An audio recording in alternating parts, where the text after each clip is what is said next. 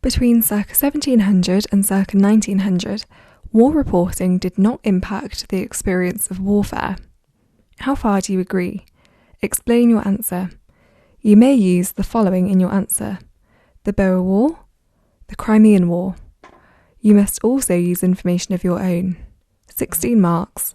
Total for spelling, punctuation, grammar and use of specialist terminology, 4 marks, for a total of 20 marks. Here's the mark scheme for this question, which you can find out about in more detail in our overview video. But essentially here, it's really important that we reach judgment because the question's asked us, how far do you agree? So the first thing you need to do is decide whether or not you agree.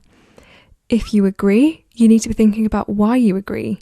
If you don't, also why you don't agree, but maybe is there another factor? Is there something else that you think was maybe more important or more significant perhaps? So that brings us on to AO2, which is worth 10 marks, and that is your analysis of causation and consequence. And which one of those is will depend on the specific question that you've been given. But really, when the examiner says analysis, they're just looking for you to explain why. So whenever you give a statement, whenever you give a judgment or opinion, you just need to explain why. That brings us on to AO1, which is worth the next 6 marks, and that is for your knowledge and understanding of the period. So when you're explaining your thinking, try and bring in some evidence from your own knowledge to support that judgment, and also to show the examiner that you know your stuff, you know the topic quite well. It is really important that you go beyond the stimulus points given to you in the question, because unfortunately you can't progress into the higher bands or to the top marks if you aren't going beyond the stimulus points. The final 4 marks are for your spelling, punctuation and grammar. Here are the bottom 2 bands for this question, which are also explained further in the overview video. But you might notice that we're seeing words like straightforward, not developed, general, lack of coherent organisation, knowledge is limited. So if you're scoring in these bands, it might just mean that you've given some statements, but they're not explained fully. So try and bring in evidence from your own knowledge to explain why you've said that. Try and be specific as well. You know, if you're just giving sort of overarching themes, then maybe it's difficult for the examiner to score you highly. So if you can give some specific examples or be really precise with your points, then that's also really positive.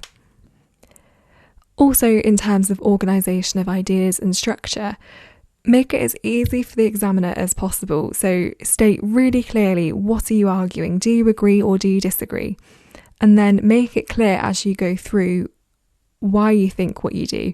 So the examiner can see exactly what you're arguing. These are the top 2 bands for this question.